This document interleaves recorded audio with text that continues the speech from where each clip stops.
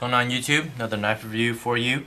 This is of the Lionsteel SR-1a, obviously in the red color. It's one that I recently got in a trade, and you might be wondering, why did I get this one if I already have this Lionsteel, the titanium version. The titanium one, this has been a collector for me. It's not one that I've put into any use. It's extremely sharp, just absolutely slices through paper with that convex edge and all that kind of stuff. I kind of wanted to get the aluminum, potentially as one to use as a user, because I do like the ergonomics of the knife and everything like that. And I was kind of just interested as well how aluminum fares against titanium. You know, like what's the differences. And obviously I'm not going to be, hard using these knives to be able to, I guess, distinguish, what's the real big difference and all that kind of stuff. But I was, in particular, I was interested, for aluminum monoblock like this, this, full block of titanium that's milled out versus this full block of titanium, that's milled out. Obviously, titanium is a more exotic material. It's a more stout, stronger material, but it is a slightly heavier material, and obviously it's a much more expensive material.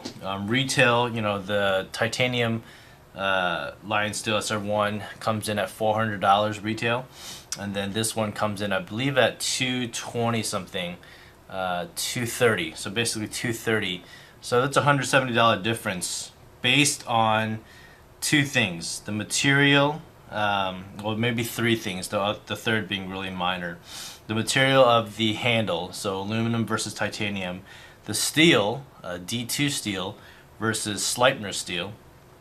And so the verdict, again, that's kind of out, or the verdict's not in on that one. So the jury's still out in terms of, is D2 better than Sleipner, Sleipner better than D2. Obviously, this being the higher end SR1, you would think Sleipner's is better, but we don't know. So, and then the third thing is the box. The SR1 in titanium comes in this nice little wood box. Comes with the tool to adjust your pivot, and so that you can take off the pocket clip, and it comes with the pocket clip separate. The SR-1a comes in this little box like this, kind of standard box that you see on Spyderco's and Benchmades and everything else. So those are the three main differences. Other than that, same pivot, same pocket clip, same rotoblock, same steel inserts, studs are all the same. The fit and finish and everything. This one actually is a little bit better in the sense that this one's centered, and this one is just slightly off-centered here.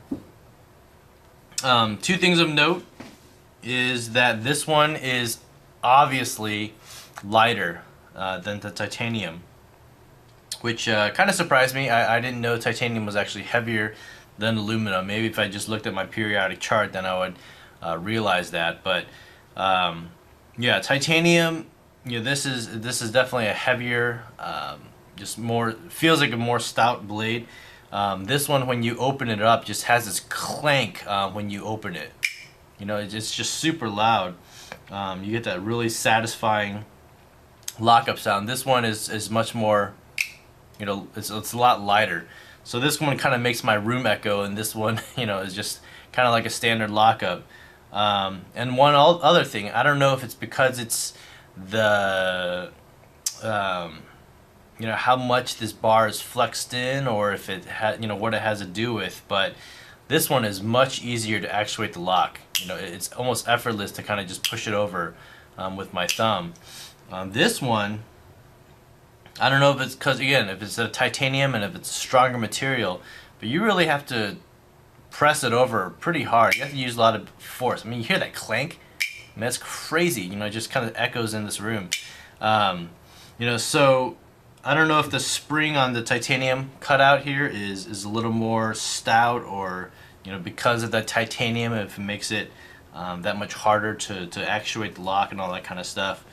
But other than that, materials, the measurements and everything is exactly the same. 3.7 inch blade, overall length of 8.3 inches. Again, D2 steel, so it's not a stainless steel, tool steel. Sleipner is the same thing. Sleipner, according to the charts, has less chromium in it, so you would think that it's less stainless, but then people have been saying that it's actually more stain resistant than D2, so I'm not exactly sure how that works out. Here's my Hogue EX-01. This is the 4-inch model. This also is the aluminum handled model. So I kind of wanted to compare. I was really impressed with this knife. This handle is so solid. I mean, these are thick aluminum scales or handle sides. On this Hogue, two scales that are screwed together. But I was surprised at how stout aluminum was, and I don't know why it'd be so surprising. I mean, Apple uses aluminum to make their MacBooks, and especially the unibody ones where they're all built from one piece and all that kind of stuff. So it makes a lot of sense that aluminum is going to be a very strong, a very solid material. But I don't know, when you just put aluminum and titanium in the same sentence, titanium's the one that stands out. So anyway, and here's my Les George VCP. This is just an awesome blade, super solid, titanium again. So you kind of look at titanium. Obviously can be anodized, and you can flame it, or you can use electricity or electric currents to anodize your titanium and all that kind of stuff. But you do see the kind of standard like bead blasted or sand blasted titanium, these dark gray colors.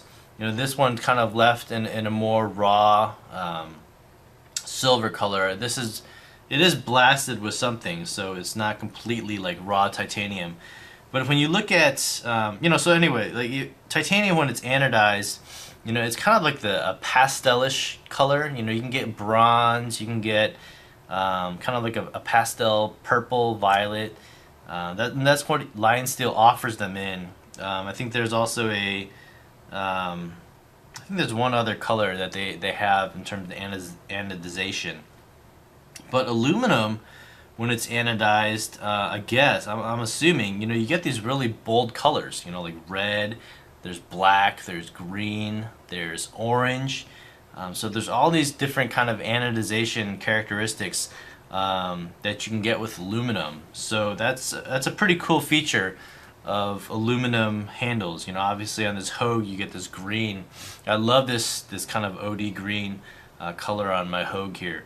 So in terms of strength and all that kind of stuff, for a knife like this, I really don't know how much strength you would actually need in a handle. And in terms of steel, given that the jury's still out on Sleipner and D2, I mean, people know D2 well enough. Sleipner is still kind of not that well known. But everything I've heard, Sleipner is great. Edge retention and all that kind of stuff is great. I don't know if it's necessarily an exotic steel. It's just a steel that's not really used that much outside of Italian knives. But basically, whether or not you would need a knife, a titanium knife, the SR-1 titanium, outside of just pure collectability. And that's kind of why I'm keeping this knife, hanging on to this knife right now. And I love this knife. I love the satisfaction of the click and the lockup and all that kind of stuff. But whether or not getting a pure just aluminum, and Blade HQ is the one that sells all the different flavors of the SR-1. They've got, you can actually anodize it in black too. So titanium can't be anodized in black. You can get it in DLC coating and all that kind of stuff. But in terms of natural electric anodization, the options aren't as great when it comes to titanium. I think the pastelish colors are kind of cool. The violets or the the bronze and stuff like that. But the options that you do have with the aluminum seems like it seems like it might be a better option to go with. If you like more character with your knife and all that kind of stuff. Personally, I'm much more of a simple knife collector, so I like the silver. I like the beauty of silver. I like black G10.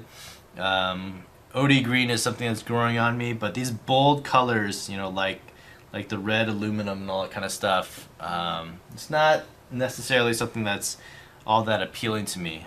This one, you know, I just got it in a pretty decent trade, so I figured I would just go for it and see what it's like. I was really more for the material than the color than anything. So, but you know, overall, if I was thinking aluminum handles, you know, Benchmade offers a lot of their knives, and you know, maybe their benchmark knife, the 940, you know, that comes in aluminum scales, and I was never really impressed with, you know, the thin aluminum scales over steel inserts and all that kind of stuff.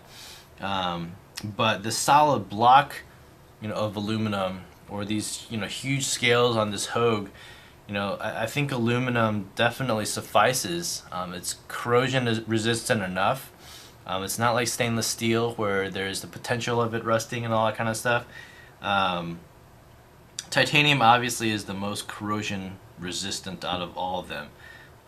But whether, again, you know, same exact knife in terms of fit and finish, whether or not it's worth paying the extra $170 to get this model versus this model, yeah, I wouldn't know.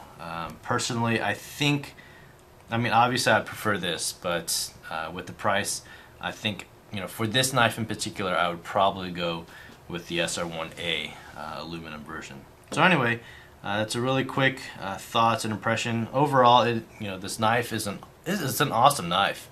You know, the blade, the height of the blade, the convex edge, it's really impressive when you get it, but then when you have to sharpen it, it's kind of a pain in the butt.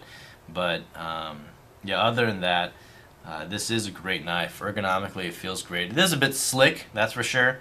You do have a little bit of jimping on here, but yeah, I have that all reviewed on my titanium review. Alright, so anyway, that's my thoughts and impressions of the Lionsteel SR-1a. Let me know what you guys think about it, and I'll see you guys in the next vid. Alright, see ya. Bye.